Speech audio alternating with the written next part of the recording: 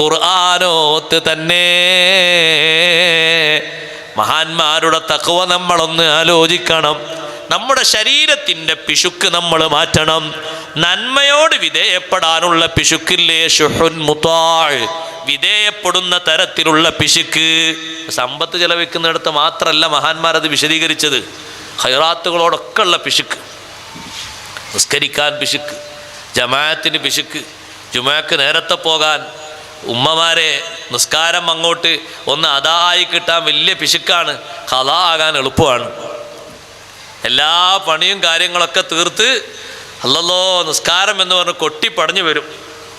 കൊട്ടിപ്പടഞ്ഞ് വന്നിട്ട് നിസ്കാരക്കുപ്പായൊക്കെ മാറ്റിയിട്ട് അല്ലാഹു അക്ബർ എന്ന് പറയുമ്പോൾ അസറിൻ്റെ വാങ്ക് വിളി അല്ലാഹു അക്ബർ എന്ന് ഇപ്പുറത്തൊന്നും കേൾക്കും.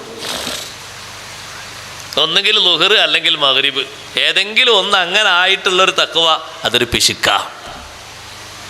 ടൈമിന് നിസ്കരിക്കണം സഹോദരിമാരെ. ജോലികളൊക്കെ ഒരു വഖഫിലാക്കിയിട്ട്, ഒരു വഖഫിൽ നിർത്തിയിട്ട് നിസ്കരിക്കുക. അതിന് ഒരു തരം പിശുക്കും നമ്മുടെ ശരീരത്തിൽ ഉണ്ടാകരുത്. അലക്കി കഴിഞ്ഞപ്പോൾ പിന്നെ തോന്നി വീടൊന്ന് ക്ലീൻ ചെയ്യണം, വീട് ക്ലീൻ ചെയ്തു. പിന്നെ തോന്നി മുറ്റൊക്കെ ഒന്ന് അടിച്ച് റെഡിയാക്കി. പിന്നെ തോന്നി അവിടെ കുറച്ച് ചെടികൾ ഉണ്ടാവുന്ന നനച്ചു. പിന്നെ തോന്നുന്നു പിന്നെ ബാത്റൂം മറ്റൊക്കെ ഒന്ന് ക്ലീൻ ചെയ്തു. ഒക്കെ ഇനി ഒന്ന് കുളിച്ചു കഴിഞ്ഞപ്പോൾ ബാങ്കും കൊടുത്തു. എല്ലാ പണിയും കഴിഞ്ഞ് ബാക്കി വെച്ച ഒന്ന് നിസ്കാരം. അങ്ങനെ ആകാൻ പാടില്ല. നജസോ വല്ലതോ ഉണ്ടെങ്കിൽ അത് കഴുകിയിട്ട് ആ വസ്ത്രം ഒന്ന് തൽക്കാലം മാറ്റിയിട്ട് വേറെ ഒരു വസ്ത്രം ഉറപ്പിന് വേണ്ടി ഒന്ന് ധരിച്ച്, ഒരു മാക്സിയോ നല്ല ഒന്ന് ധരിച്ച് നിസ്കാരക്കുപ്പായിട്ട് ഒരു നിസ്കാരം.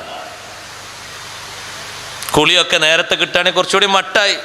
കുളിക്കുന്നതിന് മുമ്പ് കുറച്ചുകൂടി കാര്യങ്ങളൊക്കെ ചെയ്യാനുണ്ടെങ്കിൽ ഈ നിസ്കാരം നേരത്തെ ആക്കുന്ന അതാണ് ഭംഗി. അത്രയും ബറക്കത്ത് ആ വീടിന് വേറെ ഉണ്ടാകൂല.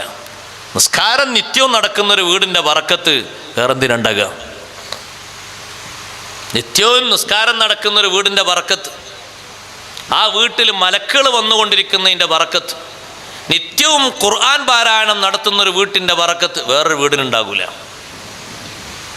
നിങ്ങൾ എത്ര അമ്പര ചുംബിയായ വീട് കയറ്റിയാലും നിസ്കാരം ഖുർആനോത്തോടെ സജീവമായിട്ടില്ലേ, ബറക്കത്ത് ഇല്ലാതെ പ്രതീക്ഷിക്കണ്ട. അങ്ങനെ ഈ രണ്ട് കാര്യങ്ങൾ നിർവഹിക്കുന്ന വീട്ടിൽ സദാ സന്ദർശകരുണ്ട്. അവരാണ് ഹഫലത്തിൻ്റെ മലക്കുകളും റഹ്മത്തിൻ്റെ മലക്കുകളും. അവർ സദാ വരും. ഖുർആൻ ഓതുന്ന വീട്ടിൽ റഹ്മത്തിൻ്റെ മലക്കുകൾ വരുമെന്ന് മുഹമ്മദുർ റസൂലുള്ളാഹി സ്വല്ലല്ലാഹു അലൈഹി വസല്ലം ഇഷ്ടം പോലെ വരും. ഇഷ്ടം പോലെ വന്നിട്ട് അവർ കാവൽ നിൽക്കും.